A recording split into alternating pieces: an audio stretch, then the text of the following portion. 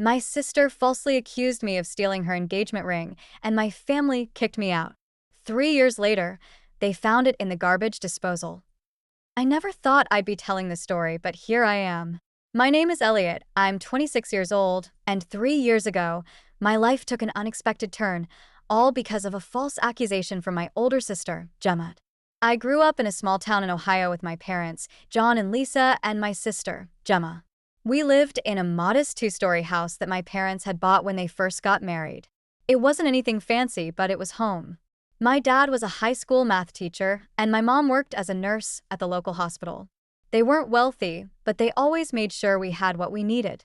Gemma and I were pretty close growing up. We'd spend hours in our backyard, climbing trees and coming up with elaborate games. She was always the leader, making up the rules, while I was happy to follow her lead. But as we got older, things started to change. Gemma was always the overachiever. She was the top student in her class, captain of the debate team, and seemed to excel at everything she tried. I, on the other hand, was more laid back. I did okay in school, but I wasn't nearly as driven as Gemma. This difference started to create a rift between us, especially as we entered our teenage years. By the time Gemma went off to college, we had grown apart. She went to a prestigious university on a scholarship while I stayed local attending community college, still unsure of what I wanted to do with my life. After college, Gemma moved to the city and got a job at a big marketing firm. She came home for holidays and occasional weekends, always full of stories about her exciting life and successful career. Meanwhile, I was still living at home, working part-time at the local grocery store, and trying to figure out my next step. Despite our differences, I always thought Gemma and I were okay. We weren't as close as we used to be, but I figured that was just part of growing up. I had no idea how quickly things could fall apart. 3 years ago, Gemma got engaged to her boyfriend, Tom. They had been dating for 2 years, and everyone was thrilled. Tom was a lawyer from a wealthy family, and my parents adore him. He proposed with a beautiful diamond ring that had been passed down in his family for generations. Gemma was ecstatic and couldn't stop showing it off. The engagement party was a big affair. My parents invited almost everyone in town to our house to celebrate. I remember feeling a bit out of place, surrounded by all the successful people Gemma and Tom had invited from the city. I stuck close to my old high school friends, who were still around, and felt more comfortable with them than with Gemma's sophisticated crowd. About a month later, everything went wrong. It was a Tuesday afternoon, and I had the day off. I was in my room, playing video games, enjoying the quiet house. Gemma was visiting for the week, taking some time off work to plan the wedding with our mom. I heard them come home from a shopping trip, laughing and chatting downstairs. I didn't think much of it and went back to my game. About an hour later, I heard Gemma screaming. I rushed downstairs to see what was happening, and that's when she accused me of stealing her engagement ring. She said she had taken it off while doing dishes and left it on the kitchen counter. When she went back to get it, it was gone. I was shocked and immediately denied taking it, but Gemma wouldn't listen. She kept yelling that I was the only other person in the house, so it had to be me. She brought up how I was always jealous of her success, and how I probably wanted to sell the ring to finally get out of the house and do something with my life. Our parents came home right in the middle of the chaos. Gemma told them her version of events, and to my horror, they believed her without question. My mom started crying, asking how I could do such a thing to my own sister. My dad just stared at me, disappointment in his eyes. They started searching my room, turning everything upside down. They didn't find the ring, but they did find some money I had saved up from my job at the grocery store. It wasn't much, just a few $100s, but Gemma immediately latched onto it, saying I must have sold the ring, and that's where the money came from. I tried to explain that I had been saving for months, thinking about taking some classes at the local community college, but no one would listen. The next few days were a nightmare. My parents and Gemma kept pressuring me to confess and return the ring. They threatened to call the police if I didn't come clean. I was terrified and felt completely alone. No one believed me, and they treated me like a criminal in my own home. I tried reaching out to some old friends, but most of them had moved away after high school.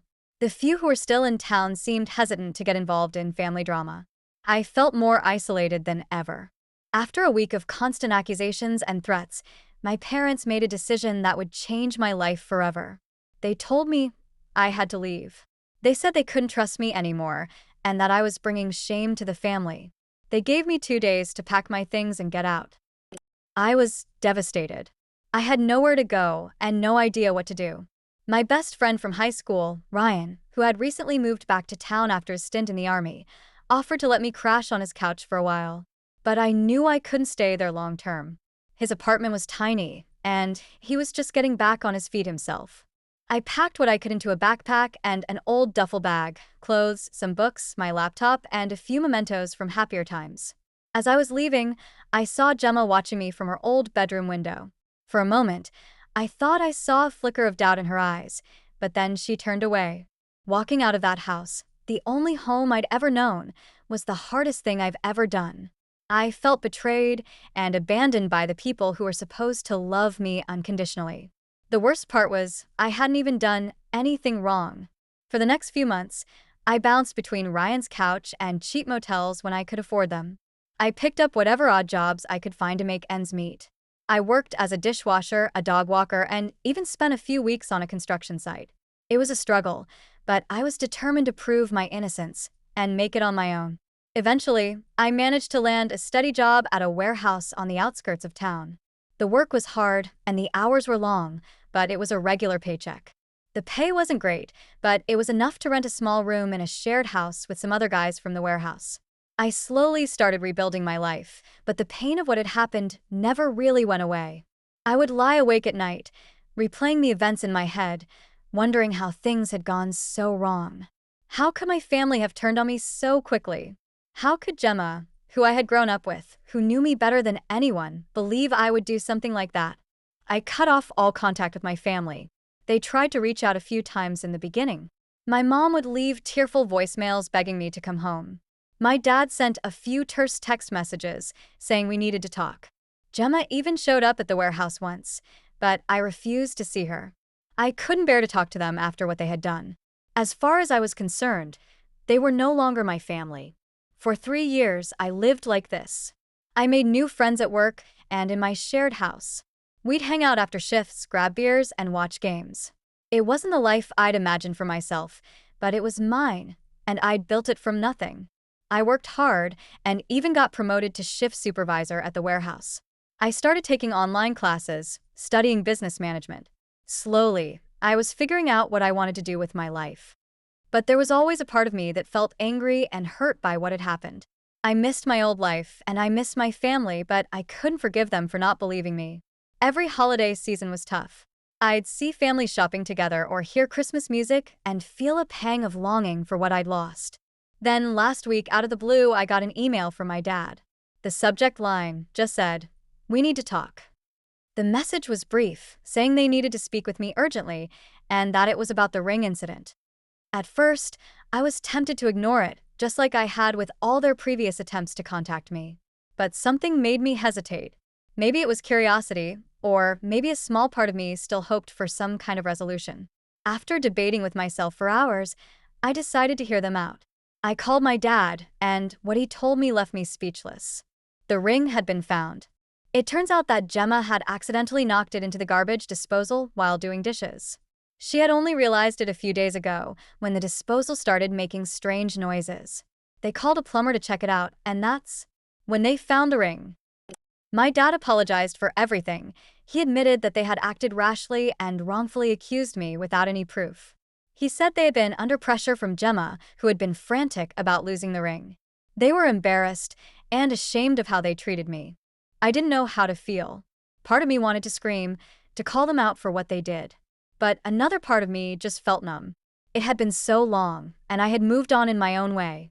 After a few days of thinking it over, I decided to meet with my dad in person. We sat at a small cafe in town, and he apologized again. He told me that they wanted to make things right. But no matter how much they apologized, it didn't change what had happened. I told him that I didn't know if I could ever forgive them. In the end, I agreed to let them pay for my legal fees from the time I was forced to leave the house. It wasn't much, but it was a small gesture of accountability.